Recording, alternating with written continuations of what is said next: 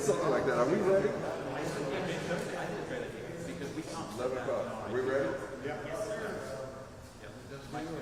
Go. I'll let you guys know when to start.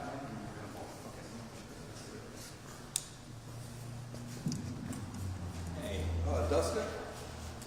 You come up as well. Where's Dustin? I thought I saw him when I came in. Yeah, Dustin's Where is he? Hey, Patty, would you get Dustin from the back? Or did he go and grab his computer or something?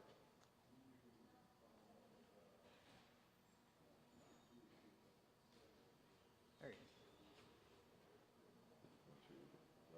This side. Keep on this side. Josh, right? Yes. Josh standing here as well. Okay. Okay, good morning, everybody. My name is Alex Otto. I'm the Director of Communications for the City of Elkhart.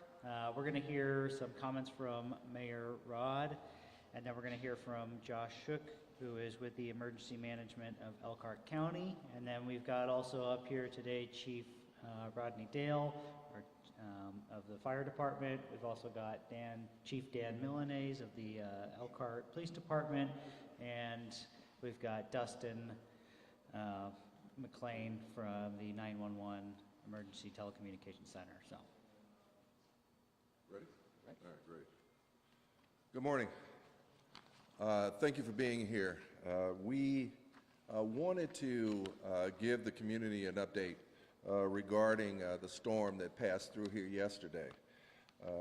Elkhart, we believe, was Elkhart County, but primarily Elkhart going east was hit extremely hard. And we wanted to make sure to make you aware of the extent of the damage, the ongoing cleanup, and obviously the ability to be able to get power back restored to our residents. We are very, very thankful. I actually had the pleasure of being able to say this after the tornado, that we have not received reports on any injuries regarding the storm last night, and that's a blessing. I would like to ensure to let you know, though, in regards to the damages, there were 78 incidents of damage, 18 damaged structures. Roughly about 1,000 people in the city limits were without power, largely impacting the Dinehart slash Hoff, I'm sorry, largely the Dinehart Hiawatha area, which is still out of power as we speak. I believe Hawthorne School is out of power, as well as Pierre Moran and Roosevelt Elementary School. And so those schools obviously are not, they're not in service today. And we hope that the power will be restored very, very soon. The reports of damage that we've been getting them all throughout the city on probably any line that the city has. But we want to make sure that there's the right way for residents to report incidents of damage, incidents of power being out, and any prolonged damage that has occurred that we have not been made aware of to date. The non-emergency police number, which is for emergencies that aren't 911 threatened issues, should be reported to 574-293-2175. That's the non-emergency number for the Elkhart Police Department. The obviously 911 emergencies should be reported to 911, and we've been receiving quite a lot of them. As a matter of fact, about two-thirds or 3 times, as we received 3 times as many non-emergency calls between the hours of 5 and 6, I believe, last night, than we normally receive. And so I get it, and most of us do. When there's an emergency or when your lights go out and you believe you're in an emergency situation, you call 911. I do not want you to avoid that, but I'd like for us to think through the fact that if we are moving on non-emergency numbers with our emergency resources, then we've probably utilized a resource that could have been used in another capacity for someone who was really in a threatening situation. So if residents could think through that, we really would appreciate it. We do have our My Elkhart 311 app, and so I would ask that anyone would download that during emergencies like we're in as we speak.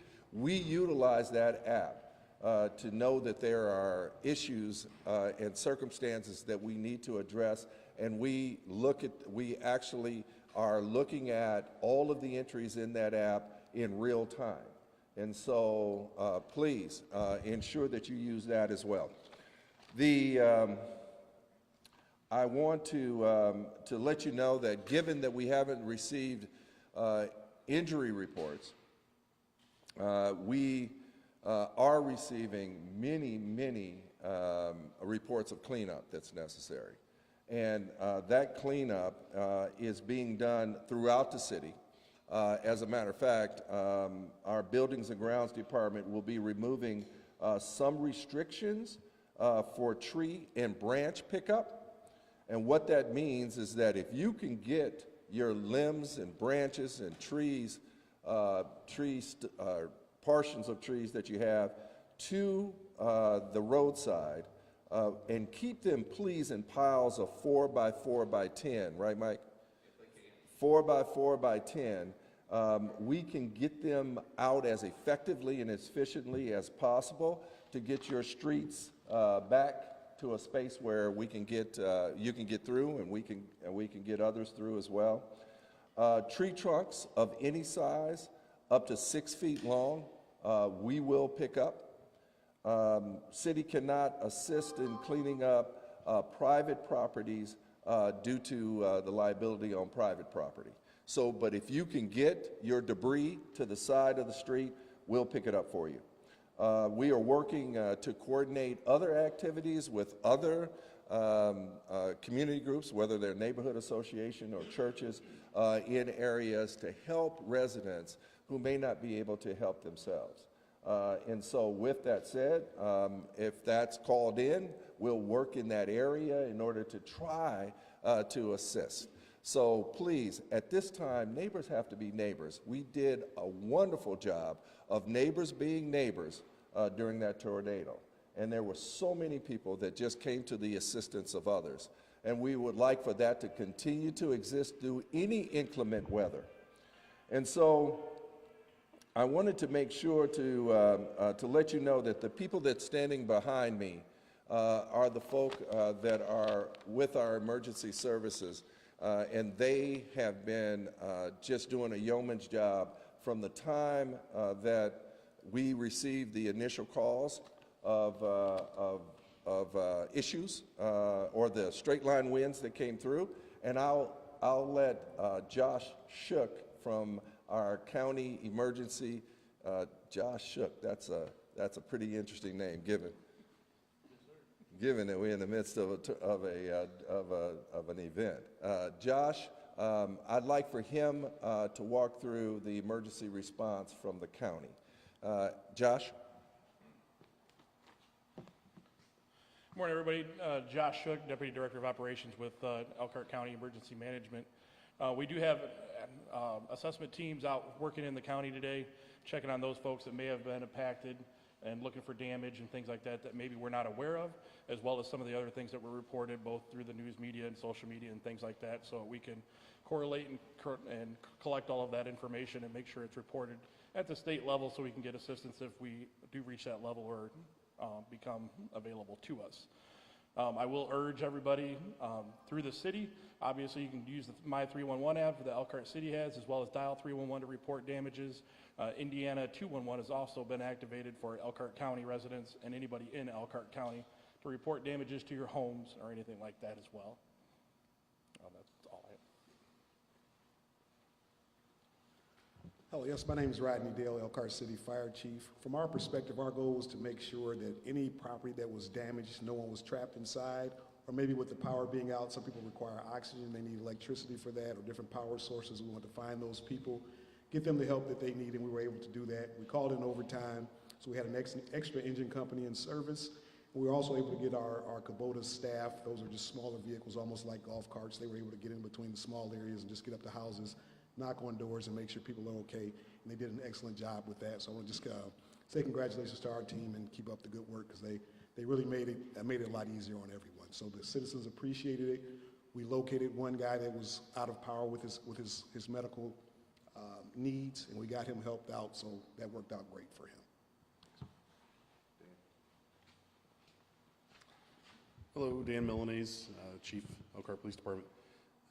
As far as the police department is concerned, we were very, again, thankful that there were no injuries, major events for us. So obviously the biggest thing for us is going to be safety and security, making sure that people are safe in their homes, the communities are safe, and responding to anything that requires us to kind of step in and take action and help with. We've been working very closely with the fire department, with 911 communications, as well as the street department, forestry, buildings and grounds. Anytime you think of safety, we think of traffic as well. So getting traffic, the amount of traffic we have coming into the city is quite extensive. So having a safe traffic pattern for main arteries coming in, as well as people that are moving and operating around their neighborhoods in some of the smaller areas as far as traffic patterns, but making sure we're working with them, identifying those, marking those, and then our crews are just doing an amazing job of getting cleaned up. I think before even morning hit and the morning rush right around 4 o'clock in the morning, they had, I think, almost every single main artery and thoroughfare coming into the city opened and cleaned up. So that's been a huge thing for us. If we don't have to focus on the safety of the traffic going around or debris in the roadway, that makes it safer for everybody. So working closely with them to identify those things. As far as people, and we talked a little bit about cleanup, the mayor mentioned some of those things. One of the things you want to be careful of, again, is sometimes there are people out there that do want to take advantage of people in times of crisis. So if you have a tree in your house, that could be considered a time of crisis for you. If somebody's coming out and promising work, make sure you're getting with your insurance companies, talk with them, your homeowner's insurance. If you have a landlord, talk to your landlord about their insurance, and really try to vet some of that things, some of those options and who's going to pay for what prior to kind of entering into some of those agreements. We certainly don't want anybody taken advantage of in our community. Work very hard not to, but we can't be everywhere all the time. So just making sure that. And then with power being out, we also understand that that can be a difficult time for everybody. So if you see something that looks out of the ordinary, you see something that could be just not normal for your neighborhood, activity, somebody moving about, give us a call. We'll be glad to come out and respond. That's what we're here for. Our 911 center does a great job of fielding those calls and getting them to us quickly, and so we can help out from the police aspect of that. Thank you. Thank you. Thank you. As you can see, we've been poised to be able to be there to help our residents when it's during these times of need. And we will continue to be there and thoughtful as we go about doing it. There are many opportunities for our residents to get involved with helping one another. And we want to make sure to continue to encourage that, as I said before. We can't do it all, but what we can do is provide a platform for others to be able to get involved. And so the numbers that I talked to you about earlier, I would hope that they are being used, and by the calls that we've received, we know that some have it, but we've also seen where others are still, whether they're commenting with social media or whether or not they're calling our office, still haven't had an opportunity to understand some of the ways that we deal with storms. As for instance, we did get some calls, received a call about why weren't the sirens around the city on prior to the straight line winds coming through. And that was because the tornado, those come on when the National Weather Service issues a tornado warning. And those come on for audible outside use to ensure that residents and people that are in earshot of that are making it inside. So it is there specifically around a tornado warning, and there was not a tornado warning issued. And so the sirens did not come on. These were what we understand to be straight line winds, and obviously providing a pretty big impact or wallow. And so with that said, as we go through storm season, which is where we are right now, we know that there will probably be other warnings coming into our area, and we want to make sure that our residents are prepared. And so please use these resources that we've been giving you, and your emergency responders will be absolutely on the watch. We are, again, very thankful that we didn't have personal injury as a result of this storm, and we will continue to monitor through the cleanup to ensure that we're there for residents moving forward. Thank you. I guess I should ask, are there any questions? Out of the 18 structures that received damage, are any major? Are there any major Well, we've seen some of them that have been practically destroyed, and we haven't assessed the cost as we speak. But all we can see is flying debris, roofs that have been, trees that are down on structures, which looks like very extensive damage. But we haven't assessed any of the cost as we speak. But based on what we've seen in pictures and from some of our drone analyses, it appears to be pretty extensive in certain spaces. You said there were about 1,000 people without power last night. Do you know how many people have had their power restored? About 1,000 remaining. There's 1,000 remaining. So that I should have said there are, maybe I'd skip 1,000 people, roughly 1,000 people without. That's true. There are 1,000, I didn't say without before. Thank you. So there are 1,000 remaining that are still out. So I know that last night when we first heard, there was somewhere in the neighborhood of 60,000 countywide, 63,000 countywide that were out. And so relative to Elkhart specific, we know that there are 1,000 that are still out. And we are hopeful that they'll get restored as quickly as possible. So thanks for that question. Any other questions? Can you talk a little more just on the resilience that you saw from the last tornado and how you guys are able to use similar kind of strategies and immunity for this weather event? Well, you know, living in the Midwest, actually dealing with lake effect weather events, we have been through it, and we realize that there's more to come. And so relative to the way that we culturally look at weather events, we realize that we are in a very resilient community. And I'm thankful and blessed to know that we have Elkhartians that reach out to each other and help one another. We also have other cities that do the same. I've been in communication with Mayor Wood, and we've talked about each one of us ensuring that if indeed we can help one another, we will. And so resiliency comes from a sense of service to people. And I think that Elkhart is made up that way.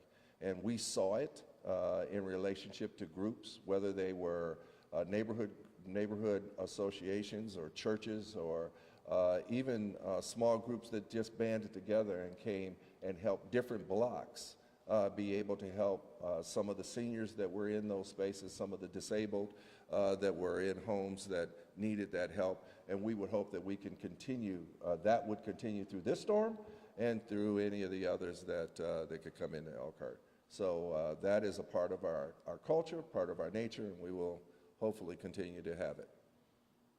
Thank you. I appreciate it. Thanks for being here.